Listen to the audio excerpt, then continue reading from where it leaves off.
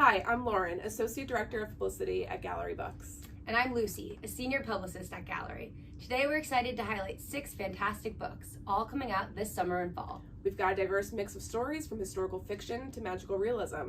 The titles we'll cover today are The Stolen Life of Colette Marceau, The Harvey Girls, The Many Mothers of Dolores Moore, Backslide, Ladies in Waiting, and The Memory Gardener. Let's get started! Coming June 17th, The Stolen Life of Colette Marceau, a sweeping dual timeline novel from New York Times bestselling author Kristen Harmel.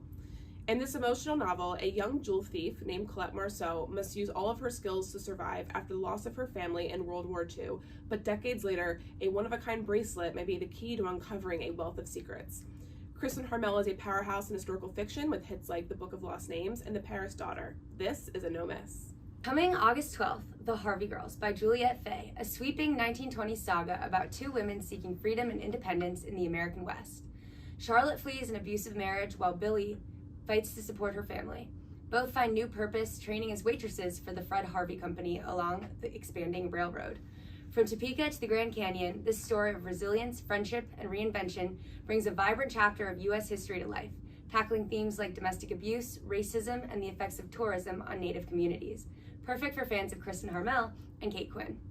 Coming September 16th, The Many Mothers of Dolores Moore by Annika Fajardo. 36-year-old Dolores is guided by a chorus of ancestral spirits as she uncovers long-buried family secrets spanning the U.S. and Colombia. Blending magical insight with emotional depth, this enchanting story explores identity, heritage, and the ties between past and present. Ideal for readers who love The House of the Spirits or Like Water for Chocolate. Coming October 21st, Backslide by USA Today bestselling author Nora Dahlia, a witty, emotional second-chance romance perfect for fans of Emily Henry and Abby Jimenez. Exes Nellie and Noah haven't spoken since their mysterious teen breakup in the 90s, but when they reunite at a Sonoma vow renewal, old feelings resurface. Told in a dual timeline between 1990s New York and present-day California wine country, Backslide blends nostalgia, sharp humor, and heartfelt emotion with beloved tropes like first love, forced proximity, and second chances, offering a smart, unforgettable romance. Coming November 4th, just in time for Jane Austen's 250th birthday, Ladies in Waiting, a short story anthology that gives Austen's overlooked characters the happy endings they deserve. Featuring 8 stories from best-selling authors like Sarah MacLean, Adriana Trigani, Nikki Payne, and Eloisa James, the collection brings fresh, diverse takes to Austen's world. Highlights include Caroline Bingley reimagined as a free woman of color in the Wild West, and Lydia Wickham facing love and regret post-marriage. With stories that are funny, romantic, and surprising, Ladies in Waiting is perfect for fans of Austen and modern reimaginings like Bridget Jones' Diary or Eligible. Coming November 25th, The Memory Gardener by USA Today bestselling author Meg Donahue, a cozy, magical tale perfect for fans of chocolat, garden spells, and the scent keeper. Lucy Barnes has a rare gift. She can match flowers to forgotten memories. After a tragedy drove her away, a cryptic note brings her back to her hometown and into a new role at a senior living residence. Set in the charming coastal town of Bantam, inspired by Half Moon Bay in California, this heartfelt novel explores memory, loss, and the healing power of community. Those are the 6 exciting titles we're highlighting from mid to late 2025, a mix of history, romance, magical realism, and literary reinvention.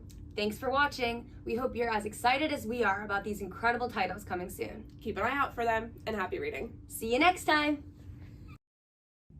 Hi, my name is Danielle Prelip. I'm a Senior Marketing Director for the flagship imprint at Simon & Schuster, and I'm excited to tell you about 3 upcoming novels that are great for book clubs.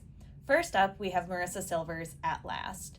This rich mid-century American family saga follows 2 fierce matriarchs whose intertwined lives reflect the complexities of family, tradition, and ambition.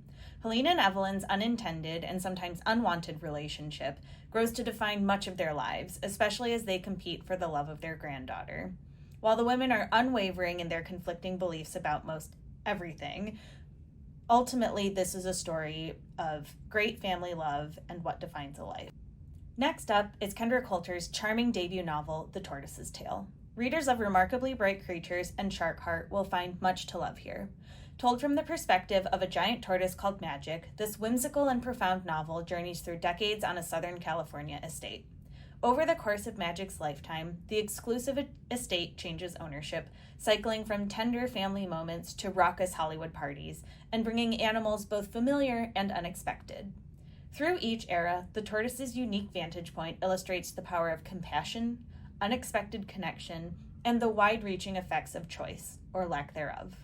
Finally, in Queen Esther, after 40 years, John Irving is revisiting the setting of his classic novel, The Cider House Rules. A young Jewish girl, Esther, is abandoned one winter night at the orphanage in St. Cloud's, Maine. Charting the course of Esther's lifetime, Queen Esther is not just a story of survival, but a profound exploration of identity, belonging, and the enduring impact of history on our personal lives. This book showcases why Irving remains one of the world's most beloved, provocative, and entertaining authors. With that, I'd like to end with a big thank you from the team here at Simon & Schuster and to wish your book clubs happy reading. In We Don't Talk About Carol, journalist Sydney Singleton discovers a hidden photograph revealing her long-lost Aunt Carol, one of 6 Black girls who went missing in the 1960s. As she delves deeper into Carol's fate, Sydney's own troubled past resurfaces, clawing its way to the surface with a vengeance. The web of secrets and lies entangling her family leaves Sydney questioning everything: her fixation on the missing girls, her future as a mom, and everything else that she's come to trust. This debut novel is gripping, layered, emotional, and beautifully written. It's perfect for the book club who loved The Push by Ashley Audrain or The Vanishing Half by Britt Bennett. Best-selling author Beatriz Williams gets better and better with every book. Under the Stars is a dual timeline novel that connects 2 incredibly compelling women. The first is Providence Dare, who vanished in 1846 when the luxury steamship Atlantic gets wrecked in a gale on Long Island. 2 centuries later, her secrets are unearthed by Audrey Fisher, who is struggling to care for her famous, but difficult, mother on Winthrop Island for a summer. Beatriz Williams has written a timeless epic of mothers and daughters, of love lost and found, and of the truths that echo down generations. Spectacular Things by Beck Dory Stein is a poignant and compelling tale of sisterhood, ambition, and the sacrifices we make for family. Set in a small town in Maine, the novel follows sisters Mia and Cricket Lowe. Mia, the responsible and academically minded sibling, assumes the role of caregiver at a young age, while Cricket, the talented and energetic soccer player, seems destined for athletic greatness.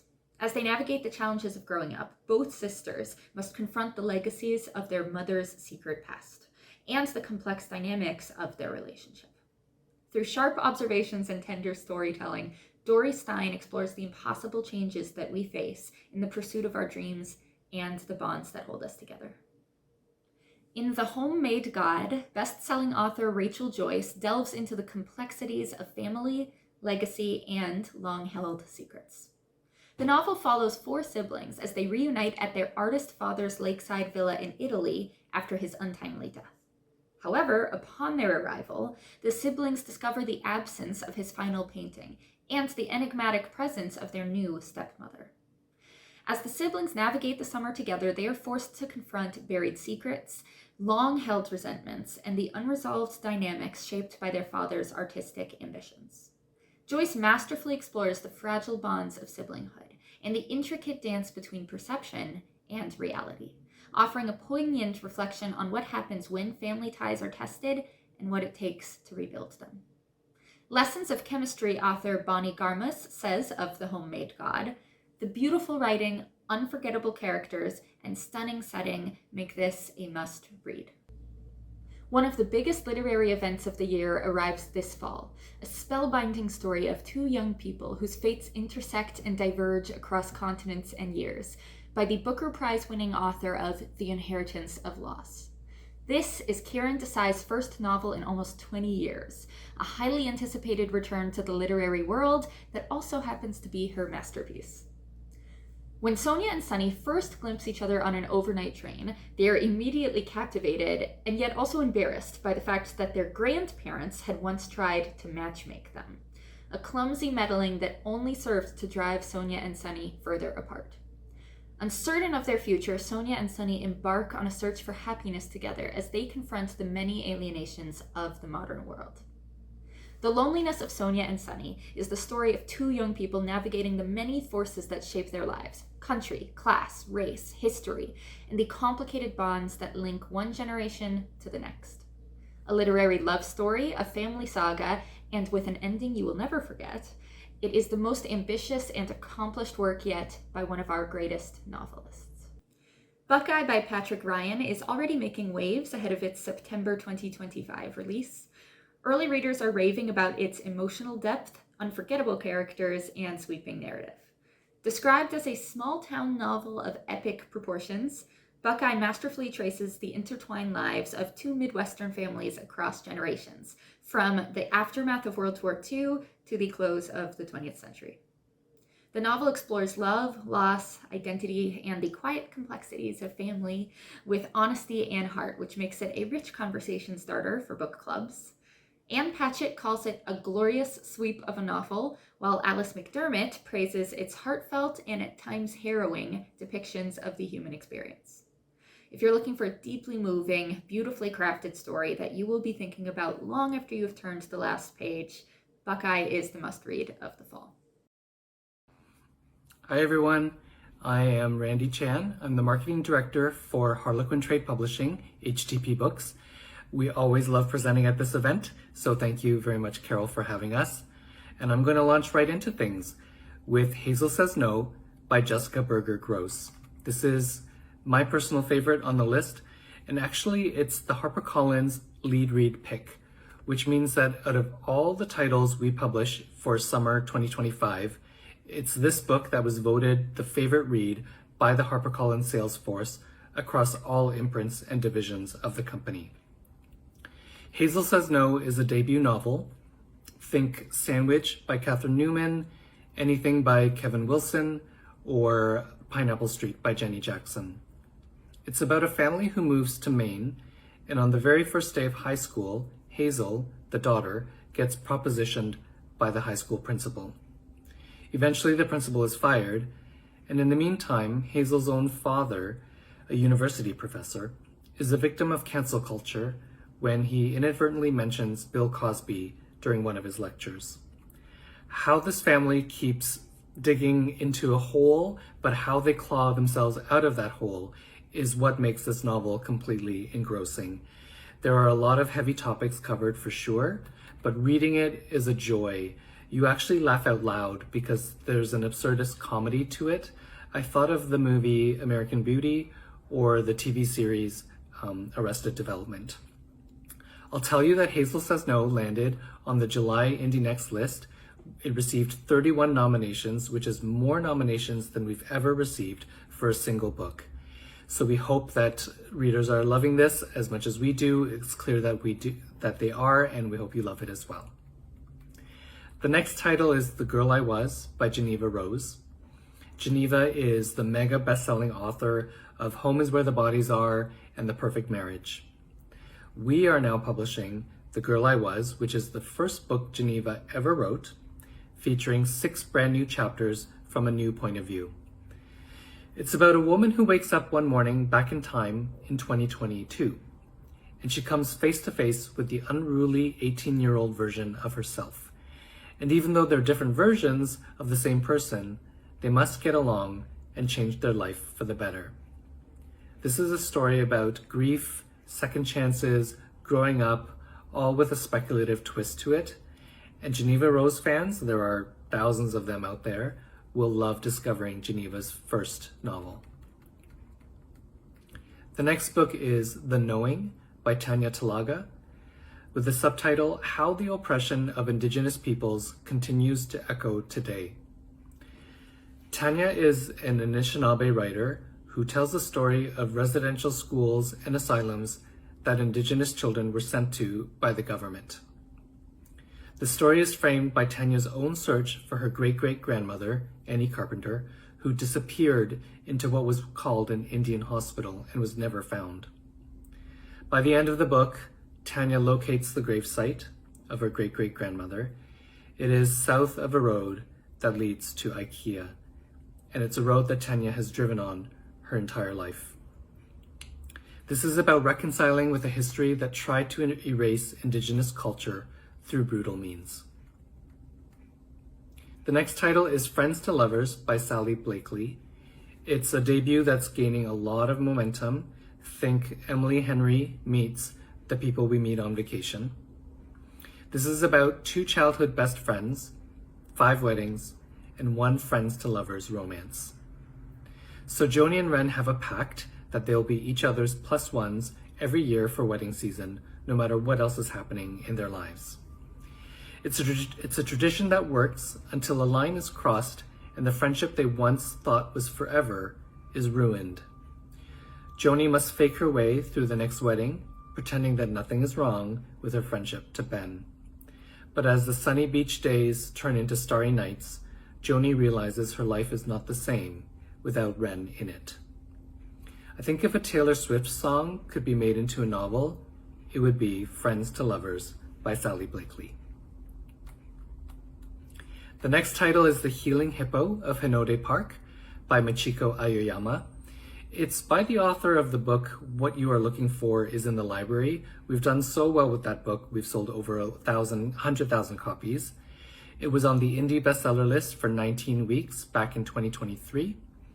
And we even published an exclusive paperback edition to celebrate Independent Bookstore Day back in April.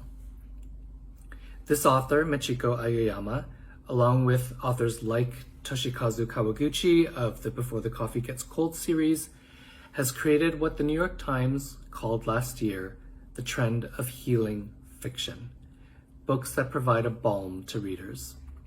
And this new book fits in with the healing fiction trend. It has the word healing right into it.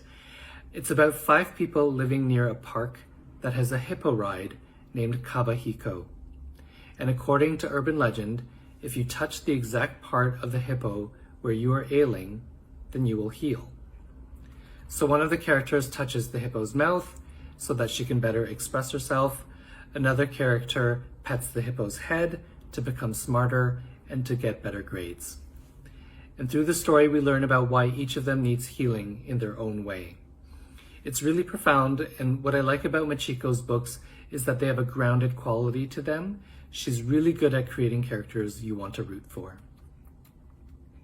And finally, we have Julia's Song is Undateable by Susan Lee. This is an author who has track record in the YA young adult space, who other authors love to champion. Susan Lee is a total superstar.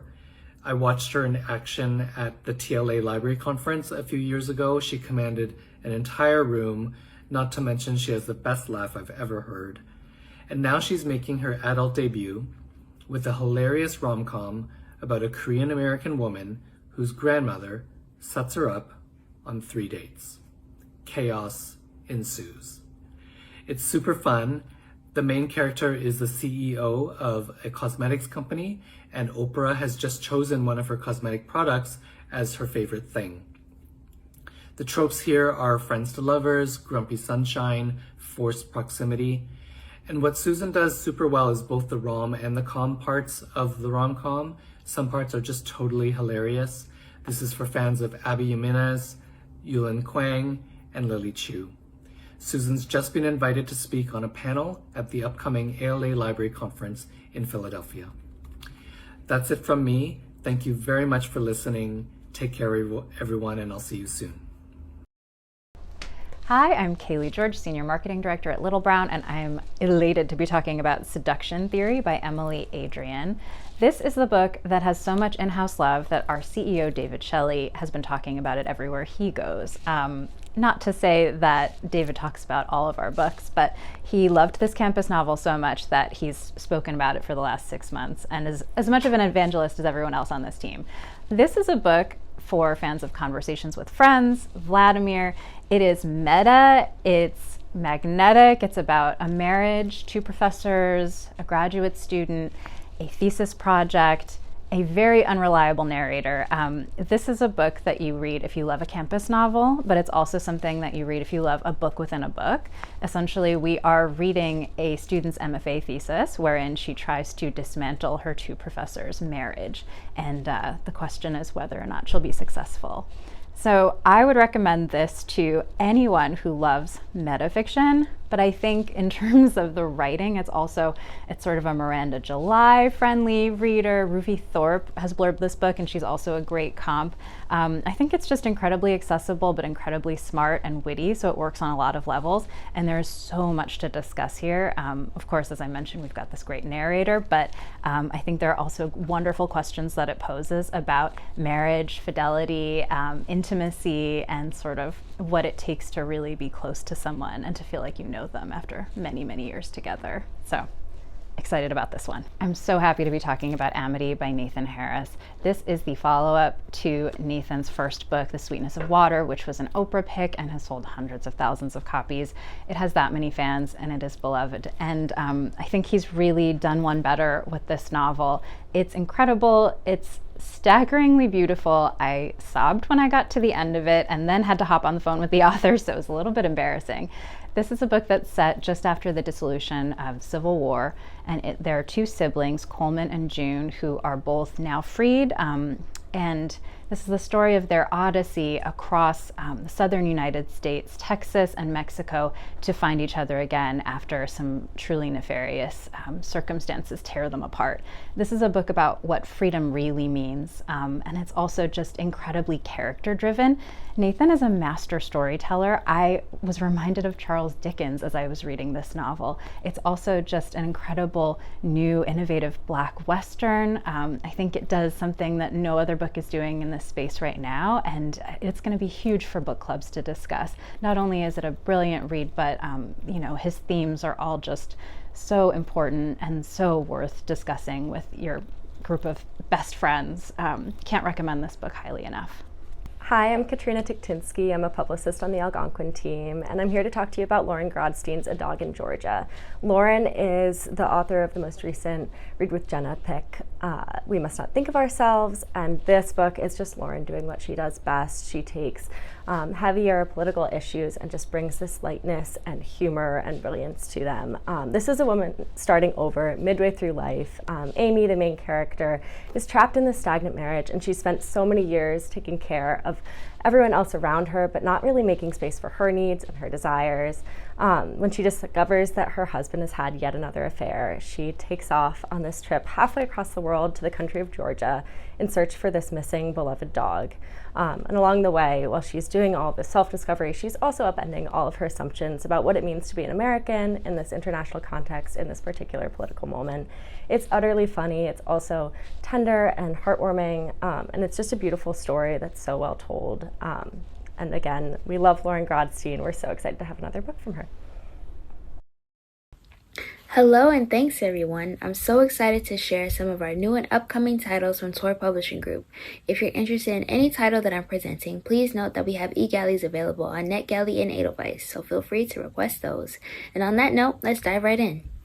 Red City by Marie Lu, #1 New York Times bestselling author, is the first volume in a powerful series, The New Alchemists. Similar to The Godfather and The Magicians, this tale is a stunning, dark, and deadly contemporary fantasy. In this highly anticipated adult debut set in alternate Los Angeles, ambition becomes power, loyalty becomes lies, and war is inevitable for Sam and Ari, once friends, now enemy alchemists. Marie's descriptive warfare is stylish and inventive, with gasp-worthy twists and more secrets to uncover the further you dig beneath the surface. This story isn't the only seductively inviting thing either. The deluxe hardcover edition features dark crimson sprayed edges, on sale October 14th. Up next, we have Girl Dinner by Olivia Blake, New York Times bestselling author of the Atlas Six. How far would you go for beauty, accolades, and universal respect? Meet Nina, a sophomore eager for the brightest possible future, and Dr. Sloan, overwhelmed with family as a returning professor postpartum. They're both willing to go the extra mile to access the most exclusive sorority on campus. That is, until they discover the bloody truth about womanhood, success, and a sinister new wellness trend. A darkly fun novel about power and envy offers a unique commentary on motherhood, relationships, and above all, academia. This deluxe hardcover edition is gorgeous with these hot pink sprayed edges. on sale October 21st. Thank you so much for your time and attention. Hi everyone, I'm Erin Lovett. I am the VP Senior Publicity Director at WW Norton, and I am here again thanks to Carol and Tom and everyone at Book Reporter. So happy to be here talking to you about 3 of my favorite upcoming books. The first book is a beautiful novel. It's called The Original. It's by Nell Stevens and it's coming out in July. Nell Stevens is a writer you may know from her byline in the Paris Review, the New York Times, Vogue, the New York Review of Books. Her writing often draws on marginalized characters from the 19th century, and this novel is no exception. This novel is set in 1899, and it's set at an English country house. The main character at the center of the story is a young woman named Grace. She's an art forger, or aspiring art forger. She's someone who's grown up on the outside of this great family and great estate. She's always tried to be an insider, but has felt like an outsider. She has a talent for forgery and decides that she's going to use the candlelit hours in the evening to paint these great masterworks. And as she does this, she starts to sell these pieces and amass a fortune of her own that's going to allow her to escape this estate that has bound her for so long. But then a letter arrives, and the letter is from someone claiming to be her distant cousin. His name is Charles. And yet that cousin was meant to have died at sea. So everyone is confused as to why the cousin has suddenly surfaced and who this person actually is. You suddenly realize as the reader that nothing is as it appears. Her artworks are fake. Charles may be fake. So much of what Nell in this novel has created is questionable. And it reminded me so much of today and fake news and AI and reality TV and all of these things that are meant to replicate our experiences, but they're not quite real experiences. This just felt so relevant while at the same time being an evocative historical drama. And I really encourage you to pick it up. It's coming in July. The next book is another novel. This one's especially close to my heart. It's called This Here Is Love. It's by Princess Joy Perry. Growing up, my favorite authors were Toni Morrison. I loved her book Beloved, which is set in the 1850s in America. I've loved The Underground Railroad by Colson Whitehead. I'm sure you all have too. Ta-Nehisi Coates' The Water Dancer. All of these books are set in the 1800s in America at a time when slavery was already deeply etched into our country. Princess Perry chooses to write her novel 200 years prior to that period, partly because it's a period that we know much less about, because less has been written about it by novelists. And she's also interested in that period, which is like 1690s, and this happens to take place in Virginia, because that's a period when the slave laws are starting to be formed and they create what then becomes the framework of slavery in America. It was the beginning of a horrible institution that came to dominate our country for so long. In order to write this story, Princess travels all around the country. She goes to plantations, she researches food systems, she researches birth control, herbs, old maps, and also her own family history is something she taps into. This is all important because it creates this real sense of accuracy and setting and a richness of living within this novel and really feeling like you're experiencing what the characters are experiencing. These characters are interesting because they all live together, but they have very different backgrounds. 2 are enslaved and 1 is indentured. Bless is the one born into slavery. Then there's David, who is an enslaved child of a freed father. And then there's Jack, who's an impoverished Scots-Irish boy who sails to America and is indentured. By portraying characters who have very different experiences, she's able to do a lot with making, kind of interesting assertions about America and society during that time, and also telling the story from these different perspectives gives the reader a real depth of understanding. It's a story that has its roots in a horrific part of our history, but it's also redemptive. There's a lot of beauty in the novel. There's a lot of power and love.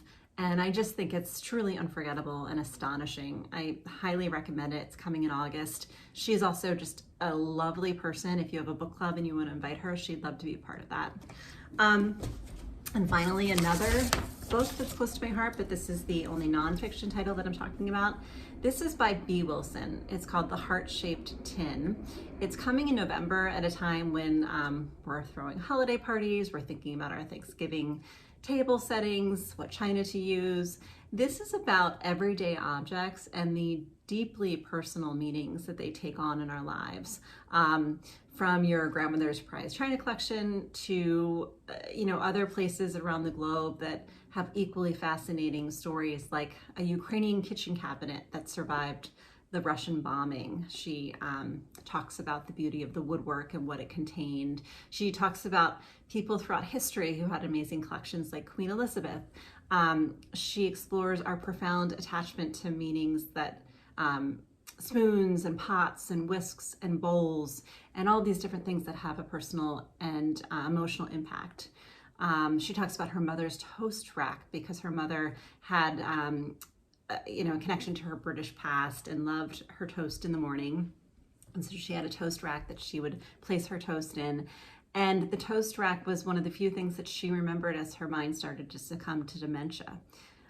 She also talks about somebody who is confined to a Jewish concentration camp during World War II, and the only way for them to feel fully human is to start finding little bits of metal and eventually making a spoon out of those little bits of metal, because having a spoon in that camp when there was nothing was just enough to make them be able to hold on to their humanity and their old identity. It's a thoughtful, sharp, beautiful, profound book, and as I said, it's just about the best book to read when you're thinking about the holidays this fall and into the winter. It's coming in November. So thank you for listening, and I can't wait to hear what you think of these 3 books. 2 novels, the original This Year's Love, and then B. Wilson's Heart-Shaped Tin. Thanks so much. Bye, everyone. Hello, everyone. I'm Valerie Pierce, and I'm the Executive Director of Retail Marketing at Sourcebooks. I'm so excited to be here today, and a huge thank you to Carol Fitzgerald and her team at The Book Reporter. They do such a remarkable job of pulling all of this together, and Carol, thanks to you and your team, my to-be-read bookshelves are never empty, and yes, they are shelves at this point. So thank you so much, Carol and team. First up from me is The Girls of Good Fortune. This is a brand new historical fiction novel from best-selling author Christina McMorris. Christina is the mega bestseller of the book Sold on a Monday, which sold over 1 million copies. And what I love about Christina is she does such an amazing job of taking these little-known stories from history and then building a beautiful narrative with her gorgeous prose around it. Christina's story takes place in Portland, Oregon in the 1880s. The book opens up with Celia, our main character. She is dressed like a man, she is bound and gagged, and when she wakes up, she realizes that she is in the Shanghai tunnels in 1887. She's desperate to get back to her little girl, and she's terrified that she's about to end up on a ship headed to China. Because while the Shanghai tunnels, which are still here and underneath the city of Portland today, well, they were really used to help ships unload their stock at the docks. They were also used to Shanghai and conscript men and to working on ships that went to and from China. But Celia is not actually a man, so this is not looking good for her right now. Then in the story, our author Christina takes us back a couple of years. We get to meet Celia as she's working at the house of the mayor of Portland. Everybody loves her, and very few people know that she's actually half Chinese. There's a ton of hatred for Chinese people in the Pacific Northwest at this time, and Celia, even though she adores her father, has really distanced herself from him in that life. She doesn't speak Chinese, she doesn't really engage with the food or the culture or anything about it, and this really weighs heavily on her when she discovers that her father has been murdered in the Hell's Canyon Massacre, along with 34 other Chinese men, which was an event that actually happened. She's forever lost that connection to her father and to her culture, and she doesn't know how she would be able to get that back. This story is ultimately a story about a young woman who searches for justice for her father, so much so that you eventually find out why she's dressed like a man and ends up in those tunnels. There's also a really beautiful love story here too. This book came out at the end of May. Moving into suspense novels, one of my favorite thriller authors of all time is Julie Clark. Her books, especially her new one, The Ghostwriter, is perfect for fans of The God of the Woods. This book follows our main character, Olivia Dumont. She is a professional ghostwriter who is in really difficult financial and professional position right now. She called a misogynistic, toxic male ghostwriter out publicly. He took her to court, sued her, took everything that she had, and now she's about to lose the home that she loves. And that's when her agent calls her with some really incredible news. One of the most prolific and famous horror authors of all time, Vincent Taylor, wants Olivia to write his memoir. This is huge. The agent has no idea why this author wants Olivia after everything that's gone on. But what nobody knows, what Olivia has hidden for years and years, is that Vincent Taylor is in fact her father. And the reason why everyone wants to know about Vincent Taylor's past is that in the 1970s, when he was a teenager, his two siblings were killed in their family home. And everyone has always assumed that Vincent was the killer, even though there wasn't enough evidence to tie him to that murder. So now Olivia has the opportunity to save her career and to go back and find out what happened to the aunt and uncle she never got to meet. This book is receiving so many accolades. It's an Indie Next pick, a Library Reads pick, an Amazon and an Apple Best Book of the Month. It's a Book of the Month selection. It's just continuing to rack up accolades and is destined to be the book of the summer. It just came out at the beginning of June, so make sure you pick that one up. So going into my next book, for anyone who loves a great book about books and books that celebrate books, look no further than Guilty by Definition by Susie Dent. Susie is a lexicographer, and this is a linguistic mystery that will both delight and shock you.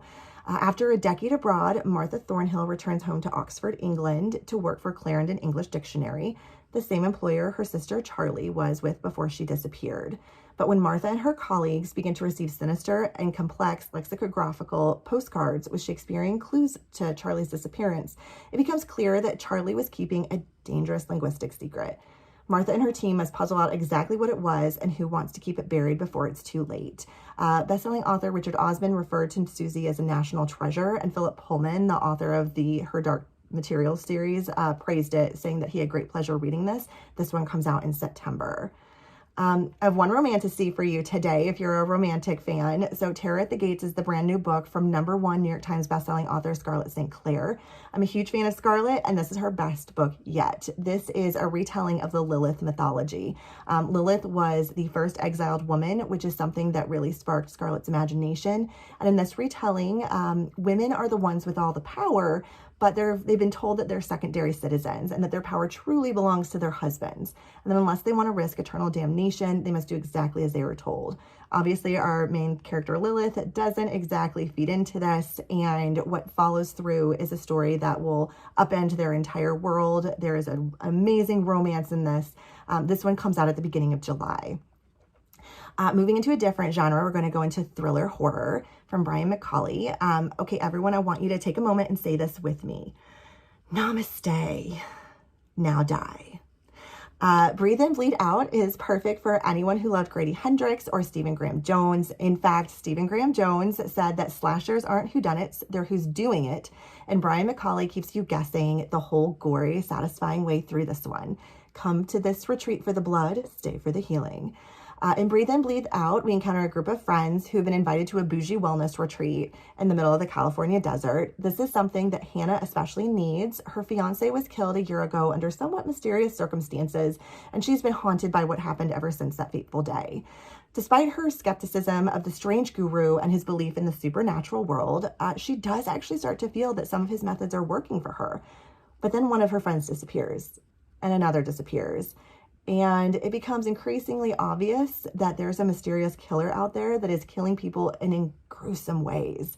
As the body count rises and Hannah's sanity frays, she'll have to confront her dark past and uncover the true nature of a ruthless monster hell-bent on killing her vibe for good. Breathe In, Bleed Out comes out in September, and it is the perfect pick for your spooky-themed book club night. Then last but certainly not least is the newest mystery masterpiece from Edgar Award-winning author Sulari Gentle. This is a locked room murder that will appeal to Agatha Christie fans, but it has a fun, fresh take that will keep readers guessing until the very end. Joe Penvale is a crime fiction author who has just won the most brutal battle of his life. He's finished intense medical treatment for a cancer that should have been terminal. And to celebrate, he and his sister Meredith have decided to book a luxurious trip on the Orient Express. What more could a crime fiction author want? Well, obviously, to solve his own murder. And that's exactly the opportunity he's given. The second morning they wake up, they realize that the cabin next to them is covered in blood, although there's no body.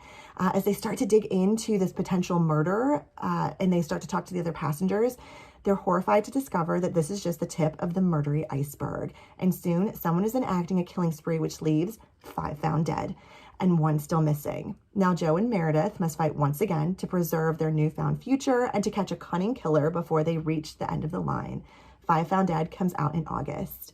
And that's it for me. Thank you guys so much for listening. I hope you guys enjoy these books as much as I do, and hopefully I will see you at a show or on Zoom or in one of these meetings in the future. Thanks so much. Bye.